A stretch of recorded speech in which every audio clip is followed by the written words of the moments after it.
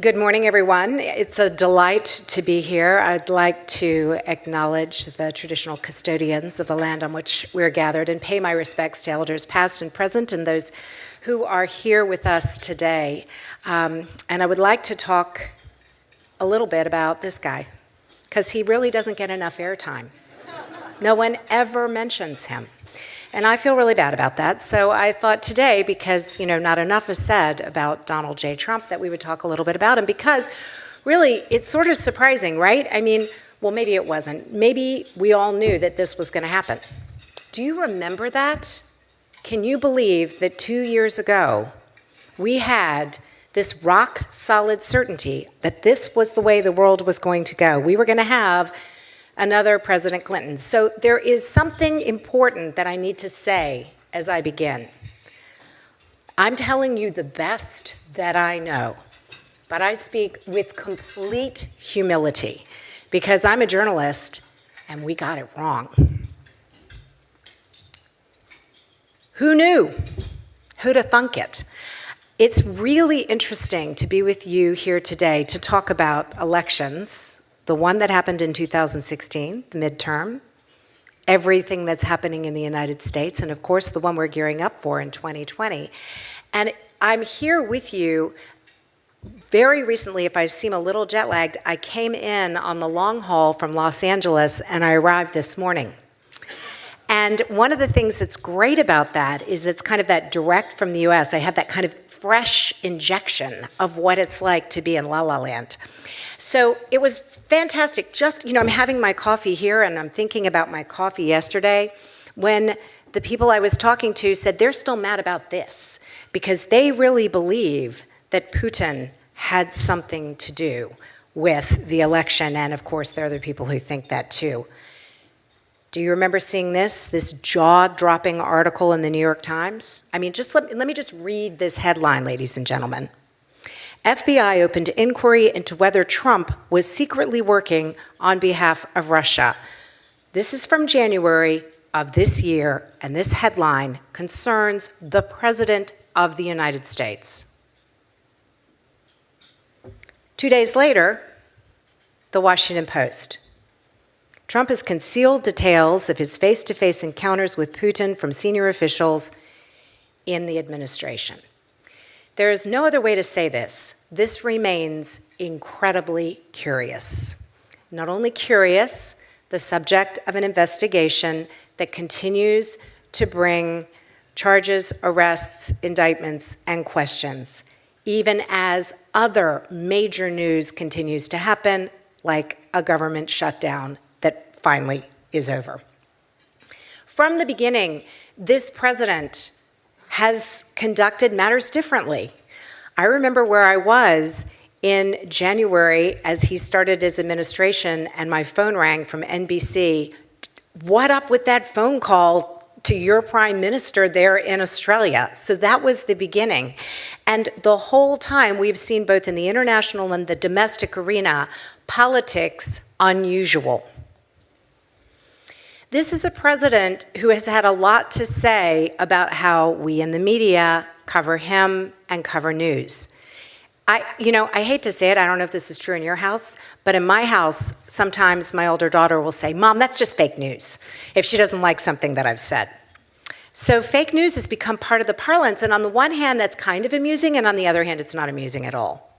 We've also watched an administration that has had a huge degree of spin, of turbulence, of turmoil, and of some really high-profile folks, like the Defense Secretary, James Mattis, step down amidst a lot of consternation and a lot of worry on the part of allies. One of the aspects that I wrote about in the CEDA piece that I wrote was about this important question of what is truth. The Rand Corporation talks about what they call truth decay, and I think that's an important concept because, ladies and gentlemen, we can't put all of this on the man who's in the White House. We have to talk about what all of us have to do what we can bring to the party in terms of making sure that we provide accurate information and also that we expect it and that we pass it on. Because if we don't have truth, we have declining trust in facts and institutions, and indeed that does have an enormous cost to society. One of the kind of mind-blowing aspects of this presidency is that the guy who gave us the term fake news has been such a steady disseminator of things that aren't true. And there's an old-fashioned word for things that aren't true, and it's lie. And this president has lied a lot. It's really hard to say that, but that is the truth. The Washington Post and the New York Times keep track of this. The Washington Post, as you probably know, has something that they call their Pinocchio, which is kind of a cute way, your nose is growing. But they invented a new category for people who have said things multiple times. So it's basically, you've been called out, we've said that's not true, by the way, we've said that's a lie, you just said it again. So they created a brand new category that they call the bottomless Pinocchio. And so far there's one person on that list. Here's another aspect of life in America that has really caused a lot of consternation. This is a report on it later from Penn State, but obviously the rally that happened, the Unite the Right rally that happened in Charlottesville, Virginia, and I should mention, by the way, that I went to the University of Virginia. I'm an alum of the University of Virginia. That was just horrifying. And that is of concern to many people. What does that mean? There's a very interesting study by The Atlantic where they took a look at some of the alt-right groups, and they did a study and a survey of kind of not just Twitter feeds, but a lot of the chatter that was going on. And intriguingly, they found that one of the things that they rally around is hashtag MAGA, Make America Great Again, and hashtag Trump. So in other words, whether or not he means to do it intentionally, Trump has become a rallying cry for the alt-right. And we have now a new leader there in Brazil. And of course, Brazil has had horrific economic and a lot of crime. But he's being called the Trump of the tropics. And then there's the wall.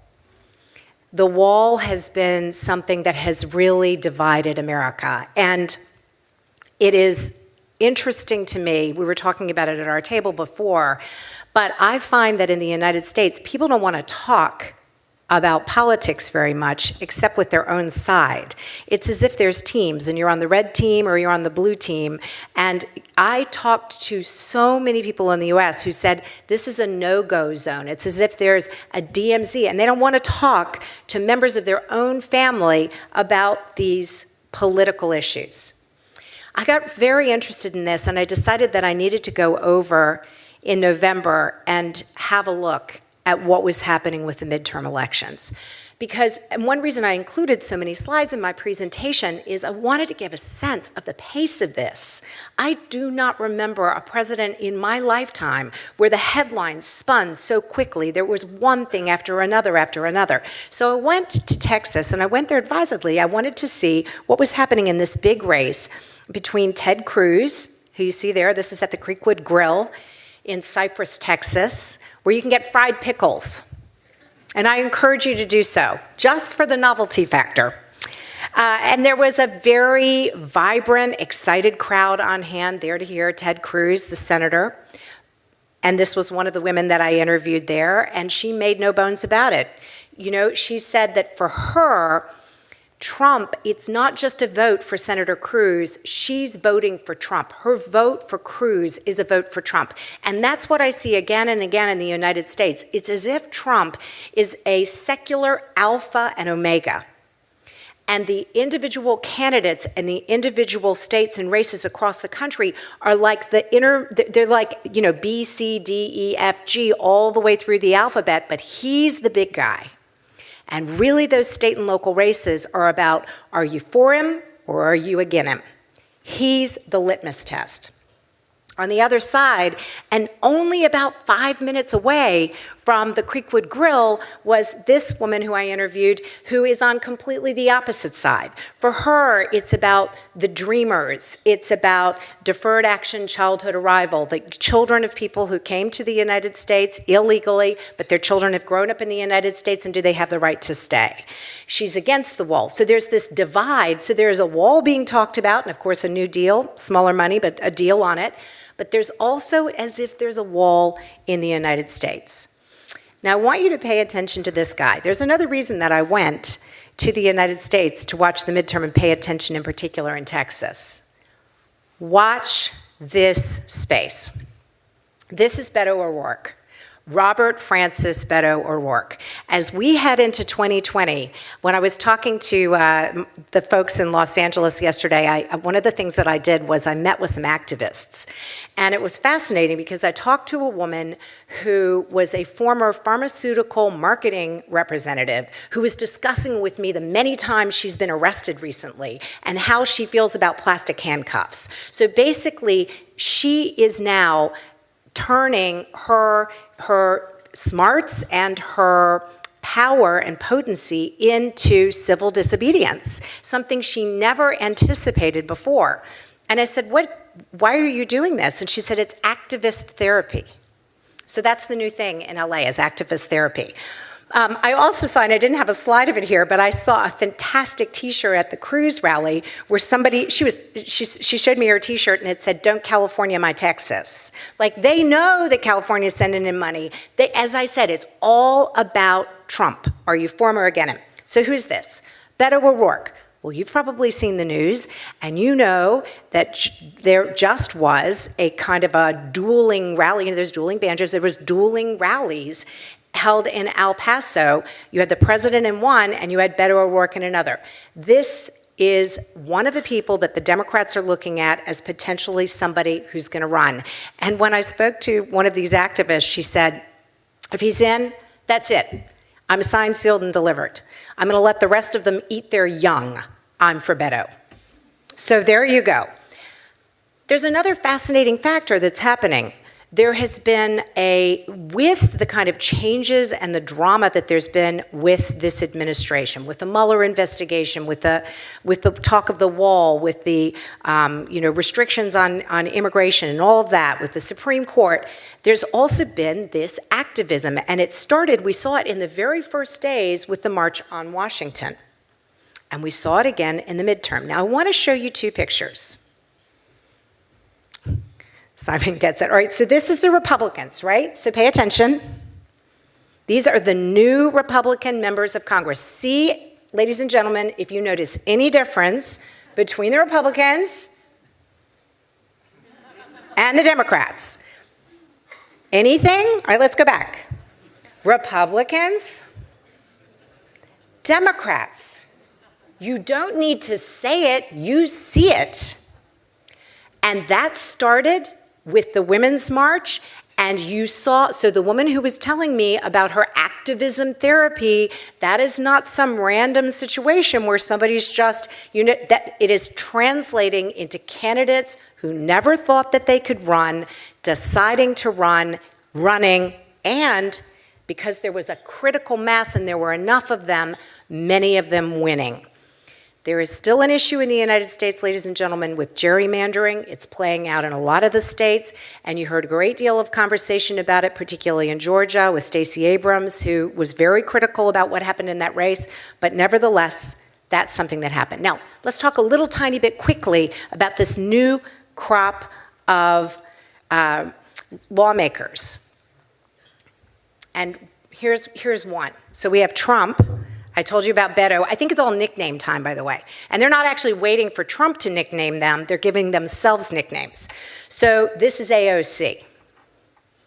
Alexandria Ocasio-Cortez, who's from the Bronx. She's the one who's come up with the Green New Deal. Expect to hear a lot more about that in the next couple of days. And her dance moves, which I actually had a little clip, but I've left it out for now. But if you haven't seen it, check it out. You'll see what I'm talking about. But the reality is, you are seeing a very active, feisty, boisterous response to the president, and it's happening on both sides. And we're seeing it in power positions. I want you to note one thing. For the first 2 years of the Trump administration, basically the only person we really heard from was Trump. They're really, because the Republicans had control of a lot of different things, really that was the narrative. Suddenly there's an opportunity to hear from more than one person, and we're hearing from the Speaker of the House. Very quickly as I scroll through this is what you see in the bookstores in America. This is soul searching. And by the way, ladies and gentlemen, I think this is great. I think this is a wonderful aspect of being a democracy, thinking about where are we going? And the answer is we're writing it as we speak. It is not known. I said before we got it wrong, but I did have a hint of what was coming. I wrote this article in May of 2016. So yes, in advance. President Trump, a title we might need to get used to. How come I thought that? Because long ago, in a country far, far away, I worked for NBC. That's me, with shorter hair and a lot fewer wrinkles, with Brian Gumbel on the couch at the Today Show. And here's one of the first stories that I covered. Yes, I went for the Today Show to cover the wedding of Donald J. Trump, not Melania, but Marla Maples. That was a pretty fantastic story, more on that another time. But here's me, that's the circle, that's me, very politely. And by the way, just note that we in the press were pretty much treated then as we are now. Notice, smushed back behind the ropes, I want the coverage, but I want you all to stay in your box. And that is exactly how Trump still works. What's the significance of this? We knew that this was a guy who played by a slightly different set of rules. It's not entirely surprising to me, being that I was in New York for all those years, to see all that stuff coming up. But I want to tell you something. Do I think he's going to get fired? Nah. I think the question is going to be whether or not he will be reelected. I think the Mueller investigation is going to continue. We're going to get results. As we said, there's a whole lot that's going on. I write more about this. But I think the real question is going to be what happens with the race for 2020.